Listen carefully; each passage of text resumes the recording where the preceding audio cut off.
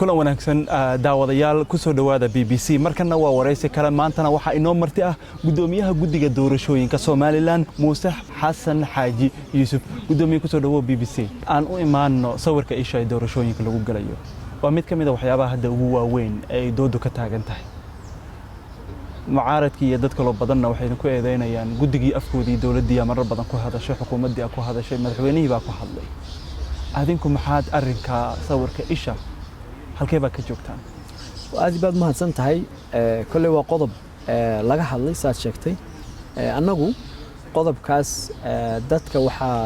bulshada Soomaaliland lagu diiwaan gelinayay systemkan la yiraahdo IRIS oo ujeedadiisuna tahay in isha lagu diiwaan gelinayo qofka muwaadinka hadhow lagu hubinayo inuu isagii yahay si uu codeeyo xeerkan way ku qoran tahay xeer 91 2023 qodobkiisa 118 oo u sheegay muwaadinka inuu kaarkiisa soo qaato inuu goobta yimaado goobtana lagu hubinayo kaarkiisa iyo sawirkiisa iyo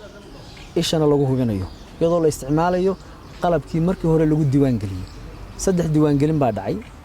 2016 kii diiwaan gelin baa dhacday 2021 kiina diiwaan gelin baa dhacday 2023 kiina diiwaan gelin baa dhacday saddexda diiwaan gelin waxa lagu qaaday iyadoo la isticmaalayo qofka magaciisa iyo telefoonkiisa iyo da'diisa iyo goobta ka codeynayay waxa kaloo lagu daray in qofka ishiisa la qaado si hadhow qofka loo verify gareeyo ama loo cadeeyo muwaadinkan codeynaya inuu yahay kii saxda ah kii hore looma isticmaalin oo doorasho looguma isticmaalin sababo badan awgeed mid dhaqaale awgeed mid waqti awgeed mid cilad farsamo ahaan awgeed laakiin annagu ilaa maanta waxaan aaminsanahay in aanu samayn karno inaanu dhamaystirno qalabka oo lagu galo doorashada waxaanan wadnaa qorshaheedii tijaabadeedii wax walbana waa la tijaabiyaa inta aan loo soo bandhigin bulshada ma qalabka ayaa tijaabiseen markaa gudoomiye qalabka tijaabintiisii software-kii iyo hardware-kiiba oo qalabku wuxuu ka kooban yahay laba midna waxa weeye waa kamarada isha la gelinayo kamaradahaasi dhammaan way yaalin oo waa kamaradihii dadka lagu diiwaan geliyay ma aha qalab cusub oo la keenayo waa qalabkii dadka lagu diiwaan geliyay ayaa imikana lagu hubinaya qofkii lagu diiwaan geliyay inuu isagii yahay iyo inaanu ahayn waxa kaloo soo raacaya screen-kii hadduu computer yahay hadduu iPad yahay screen-ka iyo iPad-ka iyo qalabkan inta aan goobta la keenin dabcan waa la tijaabinaya waa system dhan baa la soo maraya procedure dhan baan marinayna marka hadda wax tijaaba ma sameyseen oo qalabka la xiriira gacantaan ku haynaa goorma sameynaysan tijaabada ugu horeysa tijaabada ugu horeysa bishan dhamaadkeedana sameynayna hadii la ka dhigo taa macnaheedu marka qalabkii isha sawirayay waad haysataan ayay ka dhigan tahay Soomaha qalabkii isha sawirayay qaybtii kamarada waan haysanaa qaybta kalena iPad iyo computers bay u baahan tahay taasna waxaanu ka hawlgalaynaa marka tijaabadu noo dhamaato hadii la ka dhigo laakiin waxaanu aaminsanahay inaanu farsamo ahaan markaanu tijaabino danayaasha u soo bandhigayno danayaashuna nala arkayaan wixii concern ah ay halka ka muujinayaan marka la isla qaato ee la dhameystiro ayaa dabadeedna hirgelintii iyo fulintii loo gelaya laakiin bulshada dhammaan waxaan u sheegaynaa arinta siyaabo badan baa looga hadlay warar been oo aan jirin baa laga abuuray arintaasi komishanka doorashooyinka ay gacanta ku haysa komishanka doorashooyinka ayaa ka go'aan gaaraysa iyagoo la tashanaya mar walba daneeyaasha siyaasadda fulinteeda iyo in aan doorashadan ayna suurtagal ahayn in lagu fuliyo sababaha ay suurtagal ahaan kareen waxa kamid ah muxuu ahaa farsamada farsamo waxa kamid ah waqtiga waxa kamid ah dhaqaalaha saddexda arimoodba imika waxaan ku shaqaynaynaa aaminsanahay inaanu hayno waqtigii aanu ku hirgelin lahayn waxaanu aaminsanahay farsamo ahaanna inaanu dhamaystiri karno waxaanu aaminsanahay oo u gudbinay dhaqaalihii inaanu ka helno xukuumadda saddexda arimoodba maanta waanu aaminsanahay laakiin qorshaha iyaga iyo fulinteedu iyagoo daneeyaashuna ay nala socdaan goobjoog ka yihiin ayanu hirgelinayna saddexda arimood haddii wax iska bedelaan go'aanka waxa gaaray komishanka doorashooyinka qaranka sida uu dhigayo qodobka 108 qodobkaas wuxuu dhigayaa agabka la geenayo goobta doorashada waxa ka go'aan gaaray komishanka doorashooyinka qaranka waaye marka gudoomiye Agosto ayaa dhahdeen waa tijaabinayna qayb kamid ah qayb kale oo qalabkaana waxa dhahdeen marka kadib ayaanu baad goobeynaa sidee wax qabya marka ugu go'aan qaadanaysaan qabya ma hawlal dabcan marka wax la tijaabiyo wuxuu maraa talaabooyin qalabkii inta aadan tijaabada ka saarin qalabkeed u baahneed oo dhan keensan maysid ilaa waxaa la rabaa in dhaqaalihii iyo resourceskii aad ka fakartid oo lacag aadan gelin muxuu ahaa qalabkii oo dabeedna hadhow aanu noqon lacagtiina qalabkii baad gelisay procedurkii ama processkiina maad dhammaystirin marka simple weeyaan processka lagu testgaraynayaa samples baa la keenayaa sampledaasaa lagu tijaabinayaa danayaasha loo yeedhayaa waa la isla eegayaa systemkaas waxaa lagu qancinayaa in uu yahay systemka ugu fiican ee sheegaya qofka codaynaya inuu isagii yahay si ay kor ugu qaado kalsoonidii doorashada annaguna mar walba waxaanu diyaar u nahay inaanu muwaadiniinta iyo danayaasha siyaasaddaba aanu u qabanno doorasho xor iyo xalaala korna u qaada kalsoonidii ah doorashadaasi inay ku dhacday si xor iyo xalaala biidnillah waaya marka gudoomiye marka qalabka qaybta idinka dhiman marka laga soo tago midkii markii hore aad hore u hayseen diiwaangelintii hore loo adeegsaday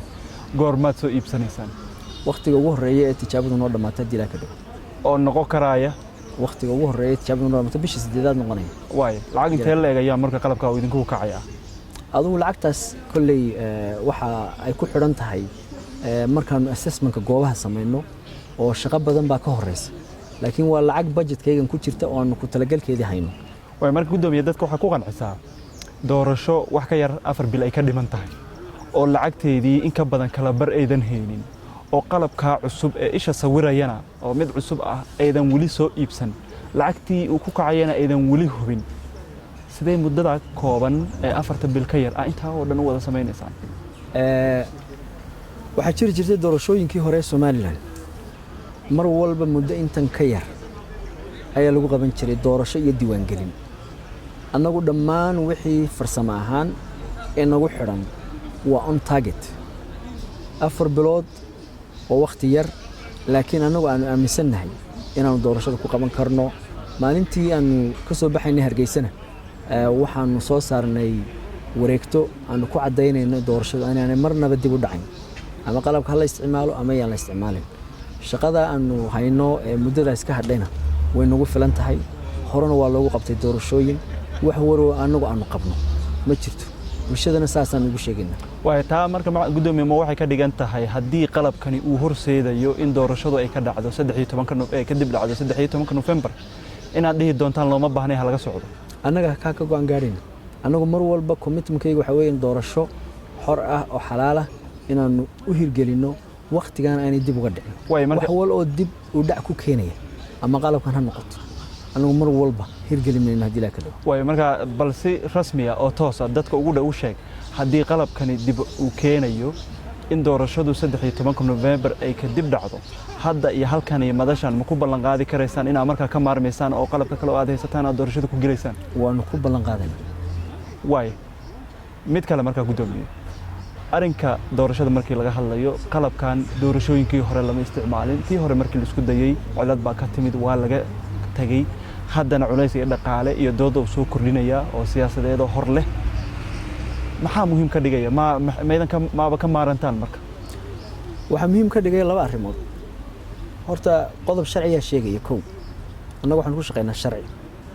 qodobka sharciga ah haddii aanan hirgelin karaynin wuxuu noo fasaxay qodobka kale oo sharci ah oo 108 leh inaanu anagu ka go'aan gaarno annagu waxaanu aaminsanahay haddii aynu isticmaalno biometric voter verification system oo ah in lagu hubiyo qalabka dadkii lagu diiwaan geliyay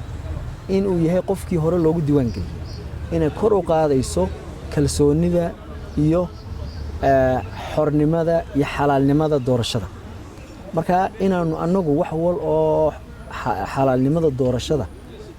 ama ka dhigaya free and fair aanu talaabo kasta u qaadno waa waajibaadkayga way qalabka waxa tiri doorashada lagu galayo iyo agabka iyo farsamada iyo waxa loo baahan yahay dhan go'aanka ugu dambeeya waxa iska leh gudiga doorashooyinka madaxweynaha jamhuuriyadda Soomaaliland iyo jamhuuriyadda iskeed madaxbanaanedeeda ugu dhawaaqday Soomaaliland iyo madax kale oo xisbiga talada haya ka wada tirsan meel fagaara waxay ka sheegeen wacad ku mareen in doorashada ilaaba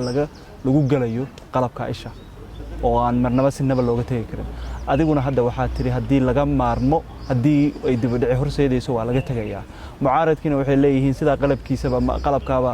malaha xisbiga talada haya una dan ka arka guddigiina halkaasay malaha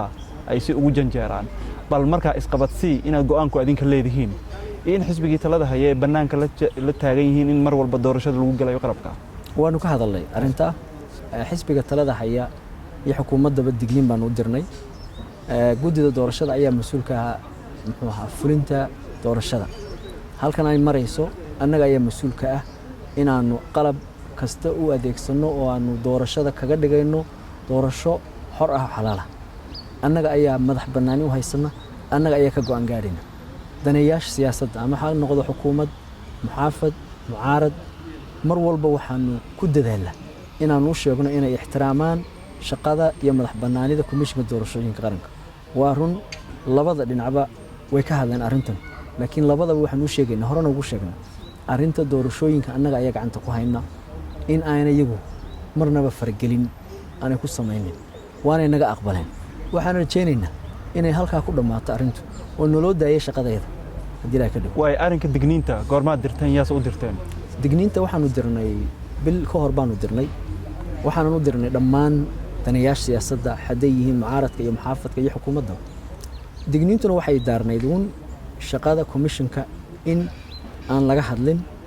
oo si madax bannaan ay u qabsadaan marka taana way soo dhoweeyeen dhammaan daneeyaashu waxaan rajaynaynaa in ay arrimaha guddida doorashadu gacanta ku hayso aanay noqon mid fagaaraha laga hadlo mid la siyaasadeeyo si muxuu ahaa madax bannaanidii iyo kalsoonidii guddida doorashadu ay u qabsantay digniinta marka ma qusayso guddoomiye hadalkii madaxweynaha Soomaaliland u jeediyay dabcan madaxweynuhu wuxuu ka tirsan yahay ama murashax u yahay muxuu ahaa xisbiga muxaafadka marka annagu xukuumadda iyo xisbiga muxaafadka iyo mucaaradka iyo murashax madaxweyne iyo muxuu ahaa siyaasi kasta oo doorashada daneeye ka ah